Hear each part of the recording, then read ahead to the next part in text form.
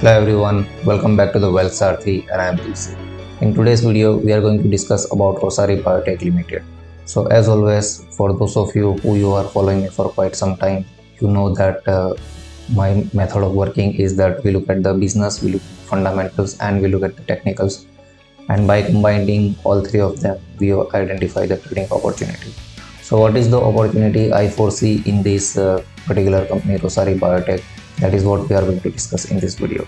So without wasting further any time, let's go to screen and let's get started. But before we move ahead, if you are new to my channel, please subscribe to my channel and like this video, and please share with your friends and families as well, so that maximum knowledge can be imparted upon. So now currently we are on website of Rossari Biotech. So Rossari Biotech, it's a specialty chemical company. Now the fundamental of the business we need to understand here, that companies like chemicals, companies like textiles, they are cyclical companies and they work in a cycles, because there are a lot of macro economic criteria which they are impact. If you see in last couple of years, specialty chemicals, they have not made any money for the investor.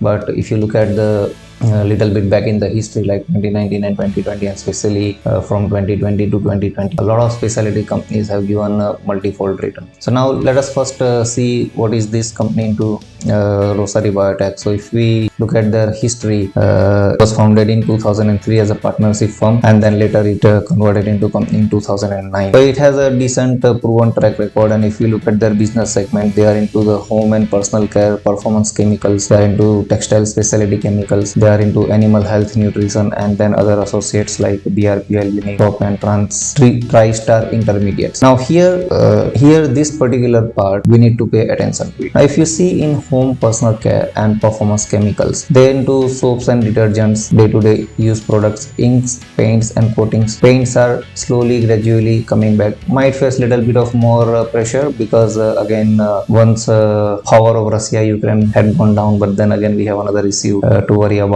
the Israel-Hamas war, which will impact crude at some point. But then ceramic and tiles related to infra sector, which is doing well in India, and it is growing. Pulp and paper are again back. Cement again related with infra. Water treatment are day-to-day products. And then here the cotton, polyester, acrylic, wools.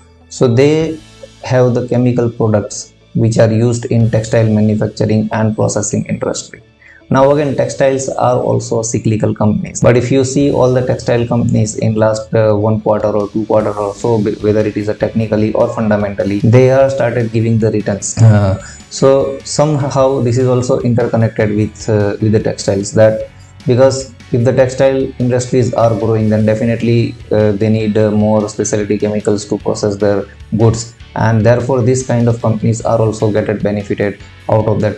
So likewise we have to connect the dots, and we need to make the understanding out of that. Then if we see into their their management, they have a pretty stable management and a very diverse and experienced team of management taking care of this organization. So if we see here the board of director, Edwards Menzies and Mr. Sunil Chhetri, and you can then spend some more time after watching this video to study more into the detail about each and every individual, what is their experience and what do they bring to the company. I'm just giving you a method, a techniques, that how you should study about the companies, and then you can explore each and every tab in detail to understand more about the organization. Now let us go to their financials information, which is available on screener, and this is something I always use as well.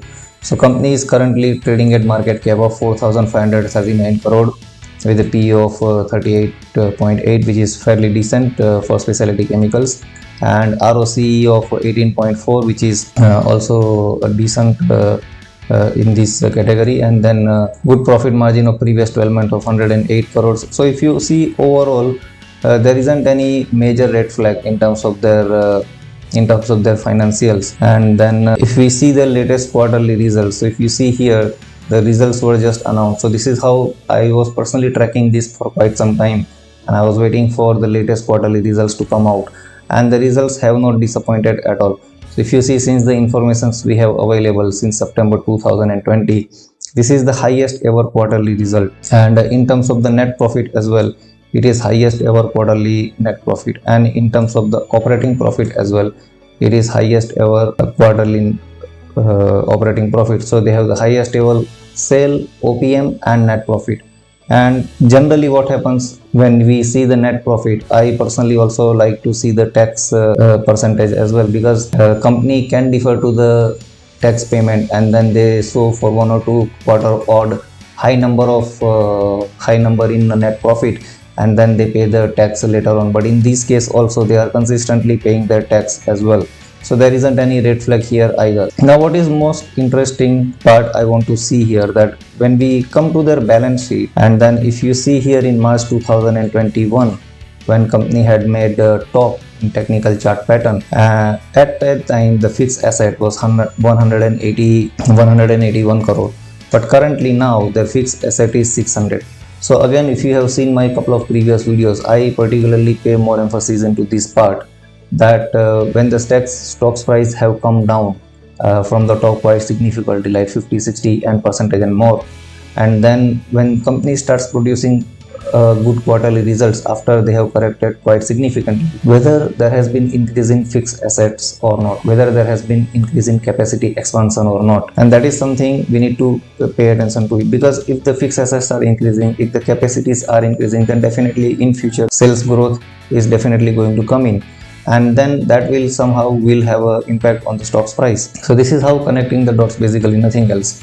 And then if we come here into their promoter holding, the promoter holdings are quite stable. FII have reduced the stake a little bit, and DII as well marginally. And so this is something we need to keep a track on, that at some point I am confident that FIIs and DIIs will come back into this company, but when, that we don't know, but we need to keep a track of this. Now if we open here the latest quarterly result what they have published, and I would like to let that open first, right? So let me zoom in a little bit so you can see better on the bigger screen. So here what I would like to see here, that in the first statement itself, the first page on point number 3, they have stated about capacity expansion plan. The details as required under regulation 30 of the listing regulations, read with the SEBI circular and then dated 13th July 2023 is enclosed here with as Annexure B. So if we come to Annexure A, this is Annexure A, this is Annexure B. Here it says the details as required. So this is their plan of expansion, existing capacity details. The project is for further expansion of our facility at Dahej to foray into product related to home, personal care and performance chemical in the specialty chemical space, as well as for producing ingredients for our subsidiary companies. Existing capacity is, and this is not applicable, but then here it says proposed capacity addition, it's 20,000 metric tons per annum. Period within which the new proposed capacity is to be added, Q3 FY25. So another couple of years from here. Investment required is 50 crores and mode of financings. Project will be funded through a mix of internal accruals and debt. So here management is confident that whatever money they are making, whatever they are earning, and through the internal accruals they are do the new capacity expansion, and then with some help from the debt, but they are not depending completely on the borrowings. So this is a good sign of the management. It shows that management, they are capable of expanding their business without 100% depending on debt. So this is one point I wanted you to all have a look, and then later as I said, after video you can follow the process the same what I have been following, and then you can read through all these details in detail if it interests you to read. But if I discover and discuss everything in this video, then video will become too long, and then generally people don't watch those long videos. Now let's go to their technical chart pattern. So if you see here, like I discussed here in 2021, what we have seen, the top was made at 1586.15 in 2021. So if we see here, it has corrected from top till the bottom of 66.35%. And after that it has corrected 52% from the bottom. Now what is interesting here to see, like as we discussed, that in terms of the business and financials there is absolutely no red flag at this moment I foresee. So if you see on technical chart pattern, currently we are on weekly time frame, and in terms of technical chart pattern as well, it has recovered 52% from the bottom, and now it started making a base here. So if you take attention, it is kind of making a cup with handle pattern already. And what it might happen, because currently again there is a little bit of economic turbulence globally, it might consolidate more or maybe correct little bit more and then start going up. And then if we plot moving average as well, and let me clear these drawings first so we can see. But if we see the moving average as well, this gray moving line, let me make it little bit more thicker so you can see better on the screen. So this gray moving line, it is 30 week EMA, and the red is the 10. So currently it is nicely basing around EMA 30, and if you are familiar with the stage analysis, and on which there is a very famous book by Stein Vincent, that how to work with the market cycles, and he teaches a lot about EMA 30. If you follow that method as well, so here was the top and stage 3 distribution phase, and after this was entire stage 4, and now currently it is again into the stage 1, and we don't really know and we cannot really predict that when the stage 2 will start. But new stage 2 will definitely start. But again, this is a stock market, we can only study, we can only analyze, but we cannot predict or we cannot time. So what would be our technical target? So if we start building the position now, and if we assume that we are trading from this level, even if with this current level till the all-time high it has 97.85%, so approximately 100% gain opportunity in this company. But however, like I said, we can only study, we can only analyze, but we cannot time. It might consolidate little bit more, it might drop down a little bit more, and then it start giving the new rally. Anything is probable and anything is possible. So do not take this video as a recommendation of buy or sell. This is just an educational video, and I try to show you how I do my trading. And if you are not confident of how you want to do, then you can always start building your position in part. So that's it from today's video. If you like this content, then please subscribe to my channel, share with your friends and family, like the video,